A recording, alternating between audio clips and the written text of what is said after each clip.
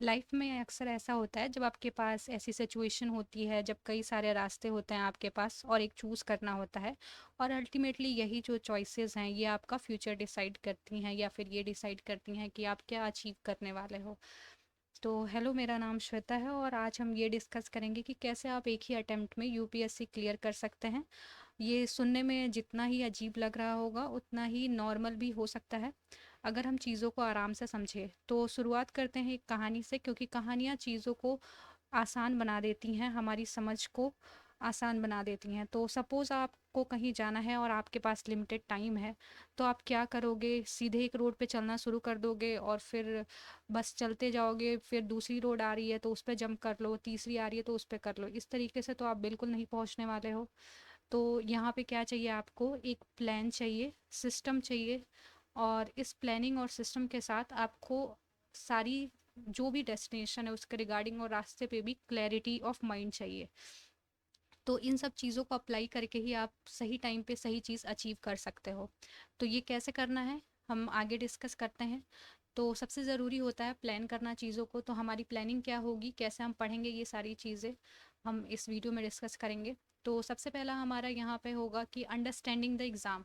सबसे पहले हम एग्ज़ाम को समझेंगे, इसकी डिमांड को समझेंगे, प्रीवियस ईयर क्वेश्चन के एनालिसिस के बेसिस पे। देन हम डिकोड करेंगे सिलेबस को, कि सिलेबस क्या यूपीएससी का है और हमें क्या क्या चीज़ें पढ़नी है। इन दोनों को साथ में एनालाइज करने से हमें ये समझ में आएगा कि कौन सा ऐसा एरिया है जहाँ पे हमें फोकस करना है, जहाँ पे प्रीवियस ईयर क्वेश्चंस बार बार रिपीट हो रहे हैं। जब एक बार आप ये समझ लोगे डिमांड क्या है, सिलेबस क्या है, फिर आप क्या करोगे? फाइनलाइज करोगे अपने रिसोर्सेज को। हर सब्जेक्ट के लिए एक रिसोर्स। और एक बार आपने रिसर्च करके फाइनल कर लिया, फिर आपको अलग अलग रिसोर्स के पीछे भागना नहीं है। जो आपका रिसोर्स है उसी को बार बार रिवाइज करना है। नेक्स्ट है जो बहुत लोग स्किप कर देते हैं, वो है balancing physical and mental health. क्योंकि ये बहुत ज़्यादा ज़रूरी है कि आप अपने स्वास्थ्य का भी उतना ही ध्यान रखें। जितनी आपकी पढ़ाई इंपॉर्टेंट है उतना ही आपका बॉडी और माइंड इंपॉर्टेंट है। क्योंकि अगर आप सीधी सी बात है, हेल्दी रहोगे तभी अच्छे से अपना काम कर पाओगे। नेक्स्ट है एक सस्टेनेबल टाइम टेबल। सस्टेनेबल का क्या मतलब है? जो लॉन्ग टर्म में आपको सस्टेन कर सके। ऐसा ना हो कि किसी दिन आपकी पढ़ाई ज़्यादा हो रही है, अगले दिन बिल्कुल ही कम हो रही है। तो इस तरीके से आपकी कंसिस्टेंसी मेंटेन नहीं हो पाएगी और कई बार अगर कुछ इंपॉर्टेंट चीज़ें हैं वो रह जाती हैं और यूज़लेस चीज़ों में टाइम वेस्ट होता रहता है। तो ये सारा हमारा अप्रोच है। तो आगे आने वाली वीडियो में हम एक एक करके सारी चीज़ें कवर करेंगे। आज के वीडियो का कंटेंट क्या है? आज हम कुछ बेसिक क्वेश्चंस को क्लैरिफाई करेंगे और ये डिसाइड करेंगे कि कोचिंग की क्या रिक्वायरमेंट है कि नहीं है आपको, ये कैसे आप डिसाइड करो। देन ऑप्शनल सब्जेक्ट कैसे चूज़ करना है। टेस्ट सीरीज से रिलेटेड आपकी जो भी क्वेरीज हैं वो डिस्कस करेंगे। और प्रीलिम्स के रिगार्डिंग जो भी रिसोर्सेज हैं सब्जेक्ट वाइज वो हम डिस्कस करेंगे यहाँ पे। तो सबसे पहले बेसिक क्वेश्चन से स्टार्ट करते हैं। यहाँ पे कई बार आपके बेसिक क्वेश्चन होते हैं जैसे कि कितने टाइम की आपको ज़रूरत है, कितने घंटे पढ़ने की ज़रूरत है, और कौन कौन से सब्जेक्ट आपको यहाँ पे फोकस करना है, देन आपको कौन से रिसोर्सेज रेफ़र करने हैं। ये सारी चीज़ें आपके क्वेश्चंस होते हैं। फिर कई बार क्या होता है कि बहुत लोग जो प्रिपेयर कर रहे हैं उनके डाउट होते हैं, जैसे कि क्या वो राइट ट्रैक पे हैं, क्या उन्हें कोचिंग ज्वाइन करनी चाहिए, क्या उन्हें दिल्ली में रहना चाहिए या रीजनल सेंटर में रहना चाहिए, क्या मतलब टेस्ट सीरीज़ जो है वो ज्वाइन करनी चाहिए, किस समय ज्वाइन करनी चाहिए, कौन सा सब्जेक्ट के लिए ज्वाइन करनी चाहिए, राइट टाइम क्या है। ऐसे बहुत सारे क्वेश्चंस होते हैं आपके। तो इसके लिए मैंने सबसे पहले स्टूडेंट को 3 कैटेगरी में डिवाइड किया है। एक होते हैं जो जॉब कर रहे होंगे, दूसरे हैं जो स्टूडेंट है, और तीसरे हैं जो फुल टाइम प्रिपरेशन कर रहे हैं। जॉब कर रहे हैं उनके पास कम टाइम होगा।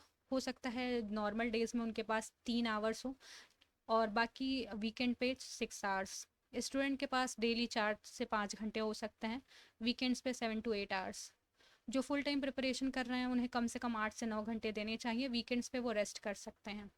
और फेस्टिवल वगैरह जो इन बिटवीन आएंगे आप कोशिश करो कि आप उसमें भी इन्वॉल्व हो, क्योंकि आपका मेंटल हेल्थ भी इंपॉर्टेंट है। चीज़ों को बैलेंस करना ज़रूरी है। मतलब ऐसा नहीं है कि आप कैरी अवे हो जाओ और उसी में ही इन्वॉल्व हो जाओ बाकी सब चीज़ें छोड़ के। पर हाँ, टाइम निकालना, चीज़ों को मैनेज करना, यही सबसे ज़्यादा इम्पॉर्टेंट है। तो इस तरीके से आपने देखा कि अलग अलग कैटेगरी के जो स्टूडेंट हैं उनका रिक्वायरमेंट अलग अलग है। वो अलग अलग घंटे दे सकते हैं। तो सब अपने अपने हिसाब से अपनी सिचुएशन को एनालाइज करो और उसके हिसाब से डिसाइड करो कि आपको कितने घंटे पढ़ने हैं। देन अब आ जाते हैं कुछ प्रैक्टिकल सिचुएशंस पे। प्रैक्टिकल सिचुएशंस क्या हैं, जैसे कि मनी कंस्ट्रेंट हो सकता है। उसके अलावा साइकोलॉजिकल फैक्टर्स हो सकते हैं, जैसे कि घर में कुछ अच्छा नहीं है या फिर पर्सनल लाइफ में कुछ प्रॉब्लम है जिसकी वजह से आप उतना फोकस नहीं कर पा रहे हो। तो ये सारी चीज़ें भी आपको बैलेंस करनी है, ये भी आपको ध्यान देना है।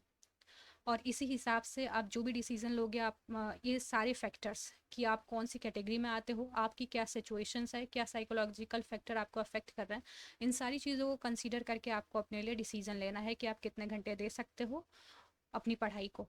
और उसी हिसाब से आपको अपना टाइम टेबल अपने लिए डिज़ाइन करना है।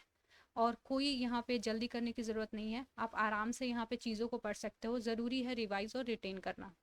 नेक्स्ट हम आ जाते हैं कि आप अपने लिए कोचिंग कैसे डिसाइड करोगे। तो देखिए, कोई भी डिसीजन कैसे लेते हैं हम, इसके बारे में सबसे पहले समझते हैं। तो सबसे पहले अगर आपको कोई डिसीजन लेना है, अपने डाउट्स क्लियर करने हैं, तो आप खुद को एनालाइज करो। एनालाइज कैसे करोगे? आप कुछ क्वेश्चंस पूछ सकते हो अपने आप से, जैसे कि अगर आपको कोई चीज़ चाहिए तो क्यों चाहिए। फॉर एग्जाम्पल, अगर आप कोचिंग ज्वाइन करना चाहते हो तो क्यों ज्वाइन करना चाहते हो, वाई। अब इसके लिए कई सारे क्वेश्चंस हो सकते हैं, जैसे कि आपको गाइडेंस चाहिए, मेंटरशिप चाहिए, या फिर आपको हैंड होल्डिंग चाहिए through out the journey, discipline routine चाहिए कोचिंग के थ्रू, या फिर आप पर्टिकुलर सब्जेक्ट को नहीं समझ रहे हो जिसके लिए आपको कोचिंग चाहिए। ठीक है, आपके इतने क्वेश्चंस हो गए। साथ ही साथ आप ये भी देखो कि क्या इसके ऑप्शंस अवेलेबल हैं, मतलब कि कितने ऑप्शंस है। फॉर एग्जांपल, गाइडेंस या मेंटरशिप या पर्टिकुलर सब्जेक्ट, क्या आप ये ऑनलाइन पढ़ सकते हो, या फिर आपको ऑफलाइन ही कोचिंग लेनी होगी, या पर्टिकुलर प्लेस पे जाना होगा, जैसे दिल्ली जाना है तो क्यों जाना है। ये सारी चीज़ें आपको खुद से डिसाइड करनी होंगी इन सब क्वेश्चंस के बेसिस पे।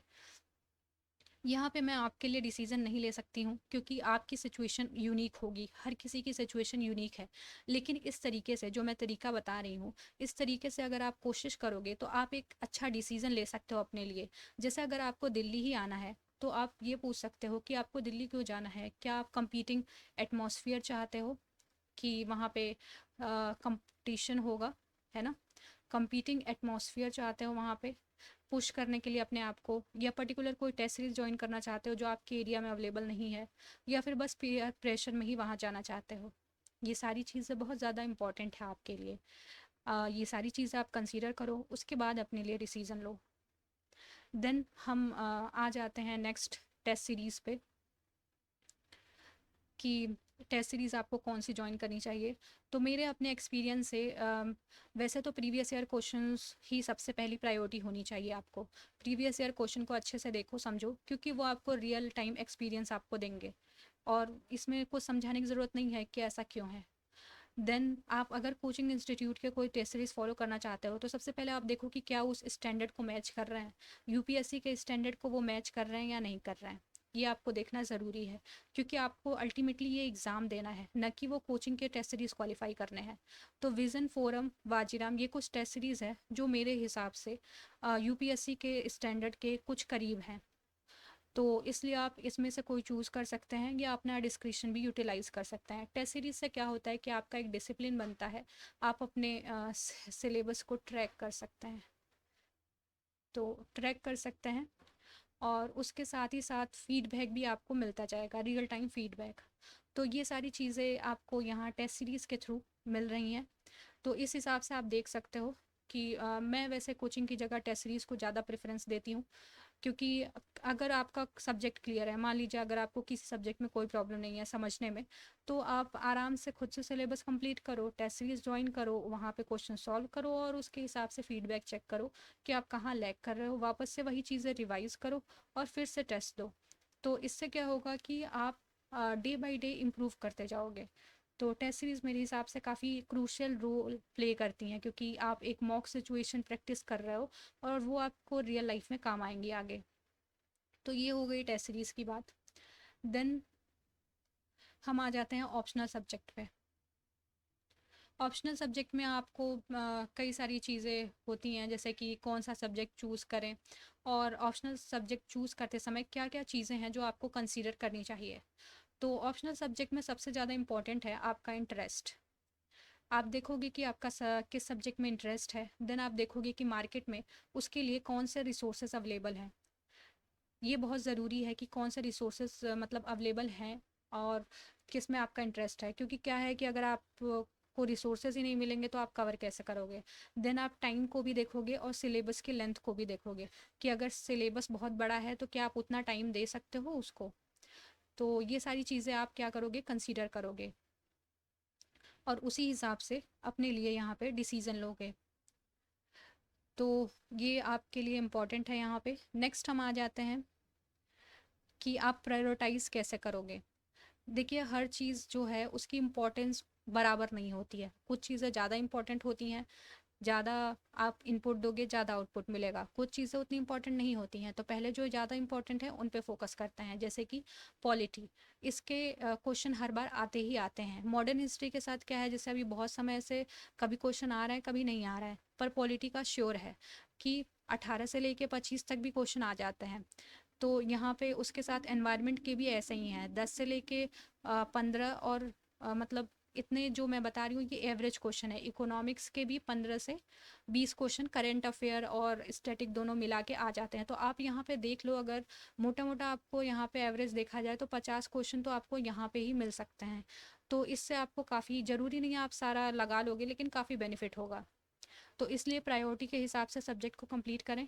ज्योग्राफी में मैपिंग वाले एरिया को खास तौर से ध्यान दें, मैप्स को लगाएं। और उसके बाद क्या रिसोर्सेज पढ़ने हैं वो हम आगे डिस्कस करेंगे। साइंस एंड टेक्नोलॉजी में आप क्या कर सकते हो कि जो भी करंट अफेयर ओरिएंटेड टॉपिक्स हैं उन पे ज़्यादा फोकस करो। देन एंशिएंट और मिडेवल, तो ये आपका प्रायोरिटाइजेशन का ऑर्डर हो गया, किस ऑर्डर में आप सब्जेक्ट को प्रेफरेंस दो। इससे क्या होगा कि अगर आपके पास कम टाइम भी है और आपने इंपॉर्टेंट सब्जेक्ट्स को अच्छे से पढ़ा है तो भी आपके चांसेस बन जाते हैं प्रीलिम्स क्वालिफाई करने के। नेक्स्ट हम आते हैं रिसोर्सेज पे। तो पॉलिटी के लिए आपके पास 11th की एनसीईआरटी है, कॉन्स्टिट्यूशन एट वर्क नाम है, लक्ष्मीकांत है। एनसीईआरटी से क्या होगा, आपका कॉन्सेप्ट क्लियर होगा, क्योंकि यूपीएससी कॉन्सेप्चुअल और अप्लाइड क्वेश्चन पूछती है तो इसलिए ज़रूरी है। लक्ष्मीकांत में सारे टॉपिक्स प्रीलिम्स के कवर किए गए हैं, तो इससे ज़्यादा आपको रिसोर्सेज रेफर करने की ज़रूरत नहीं है। आप बार बार रिवाइज करो इनको ही और previous year questions. Then environment में आप क्या करो, शंकर आईएएस की बुक बहुत अच्छी है। देन करंट अफेयर से उसको ऐड ऑन करते जाओ। ज्योग्राफी में आपको क्या करनी है, 11th की 2 एनसीईआरटी हैं, ब्लू कवर है दोनों का, और दोनों ही फिज़िकल ज्योग्राफी के बारे में है, इंडिया और वर्ल्ड की। उसके साथ ही साथ मैपिंग, ये बहुत ही ज़्यादा यहाँ पे क्रूशियल हो जाता है प्रीलिम्स के पॉइंट ऑफ व्यू से। इकोनॉमिक्स अभी हम डिस्कस करेंगे। देन साइंस एंड टेक आता है, इसमें आप करेंट अफेयर करोगे। उसके बाद एनसीईआरटीज़ जो हैं वहाँ पे कुछ स्टैटिक टॉपिक्स हैं जो पूरे किए जाते हैं, वो आपको करने हैं, but generally current affair oriented ही होता है। तो यहाँ पे आप कोई साइंस की कंपाइलेशन भी देख सकते हो, या फिर प्री फोकस्ड जो प्रीवियस ईयर क्वेश्चंस हैं उसके हिसाब से एनसीईआरटी से चीज़ों को खुद से पढ़ सकते हो। मॉडर्न हिस्ट्री के लिए आपके पास स्पेक्ट्रम है। और साइंस एंड टेक में एक और चीज़ कि यहाँ पे करेंट अफेयर ही ज़्यादा पूछे जाते हैं, जैसे कि फ्यूचर टेक्नोलॉजी, आर्टिफिशियल इंटेलिजेंस हो गया, या फिर करंट डेवलपमेंट जो इंडिया के लिए बहुत ही ज़्यादा इंपॉर्टेंट है, जैसे कि स्पेस मिशन हो गए इंडिया के, जैसे अभी चंद्रयान। तो ये सारी चीज़ें बहुत इंपॉर्टेंट है, तो इन सब चीज़ों पे फोकस करें। देन मॉडर्न हिस्ट्री में स्पेक्ट्रम है आपका, ये बहुत ही अच्छी बुक है, सारी चीज़ों को कंपाइल करती है। एंशिएंट और मिडेवल के लिए आपके पास कई सारे ऑप्शंस हैं, तो सबसे अच्छा जो मुझे लगता है वो लूसेंट है और घटना चक्र है। इससे आपकी काफ़ी सारी चीज़ें कवर हो जाती हैं और बहुत ज़्यादा बल्कि भी नहीं होता है पढ़ने में। बट क्योंकि एंशिएंट और मिडिवल थोड़ा सा ऐसा हो जाता है कि आपको रटना पड़ेगा, और स्टोरी के फॉर्म में अगर आप पढ़ना चाहते हो तो आप तमिलनाडु बोर्ड की एनसीईआरटी रेफर कर सकते हो। इसमें एंशिएंट और मिडेवल को अच्छे से कवर किया गया है। उसके अलावा आप क्या कर सकते हो कि मेरे नोट्स भी हैं, आप वहाँ भी रेफ़र कर सकते हो। नेक्स्ट इकोनॉमिक्स हम डिस्कस कर लेते हैं। इकोनॉमिक्स में आपको एक चीज़ ध्यान देना होगा कि पहले आप कॉन्सेप्ट क्लियर करोगे, उसके बाद आप क्या करोगे, इसी कॉन्सेप्ट के बेसिस पे जो करंट होगा, करंट अफेयर, उसको पढ़ोगे। तो कॉन्सेप्ट क्लियर करने के लिए आप क्या रेफ़र कर सकते हो, मृणाल सर के जो नोट्स और लेक्चर्स हैं वहाँ से कर सकते हो। पुराने लेक्चर्स भी चल जाएंगे, क्योंकि कॉन्सेप्ट जो है वो तो हमेशा सेम ही रहेगा, तो पुराने लेक्चर से भी पढ़ लो, कोई ज़रूरी नहीं है कि नए ही लो। देन आप संजीव वर्मा सर की बुक से भी कॉन्सेप्ट क्लियर कर सकते हैं। उसके साथ ही साथ यहाँ पे एनसीईआरटी की कुछ बुक्स हैं माइक्रो और मैक्रो इकोनॉमिक्स के लिए, लेकिन आप क्या कर सकते हो कि नॉर्मल जो हमारी एनसीईआरटी है उसकी जगह तमिलनाडु बोर्ड की रिफ़र कर सकते हो सेम क्लास की। वहाँ पे क्या है कि चीज़ों को डायग्राम वगैरह के साथ इजी लैंग्वेज में समझाया गया है। तो इन सब में से कोई एक ही चूज़ करना है, ऐसा नहीं है सारी चीज़ें। बस आपको क्या करना है, जो भी सिलेबस के अकॉर्डिंग टॉपिक्स हैं उनका कॉन्सेप्ट क्लियर करना है। देन आपकी 11th की एनसीईआरटी, इसे तो आप ज़रूर पढ़ लें क्योंकि ये एक स्टोरी के फॉर्म में आपको पूरे इंडिया की इकोनॉमिक्स कंडीशन का ओवरव्यू देती है। तो इसे आप ज़रूर पढ़ें, उतना टाइम भी नहीं लगेगा, आपकी अंडरस्टैंडिंग डेवलप होगी। नेक्स्ट आपका है करंट अफेयर। तो जब आपका कॉन्सेप्ट क्लियर हो जाएगा तो करंट अफेयर में बजट, इकोनॉमिक सर्वे, ये सारी चीज़ें जो भी हैं ये आप हमेशा पढ़ते रहोगे और ऐड ऑन करते रहोगे अपने नोट्स में। तो यहाँ तक सारी चीज़ें आई होप आपका क्लियर हो गया हो। अगर कोई डाउट है तो आप कमेंट सेक्शन में मुझसे पूछ सकते हैं, और टेलीग्राम चैनल है मेरा जिसका लिंक आपको डिस्क्रिप्शन में मिल जाएगा, वहाँ भी पूछ सकते हैं क्वेश्चंस। Thank you everyone. और नेक्स्ट वीडियो में हम यहाँ पे डिस्कस करेंगे, अ, अभी जैसे कि हमने अपने रोड मैप में डिस्कस किया है कि डिकोड करने की कोशिश करेंगे सिलेबस को और फाइनलाइज करेंगे रिसोर्सेज को मीन्स के अकॉर्डिंग। और मैं कोशिश करूँगी कि एथिक्स और ऑप्शनल पेपर, ऑप्शनल मैं पॉलिटिकल साइंस को अच्छे से बता सकती हूँ, तो मैं ऑप्शनल पॉलिटिकल साइंस यहाँ पे बताने की कोशिश करूँगी, और बाकी सारे जीएस के सब्जेक्ट होंगे आपका। और उसके बाद फिर हम बाकी जो यहाँ पे पॉइंट्स है, टाइम टेबल वगैरह नेक्स्ट वीडियो में डिस्कस करेंगे।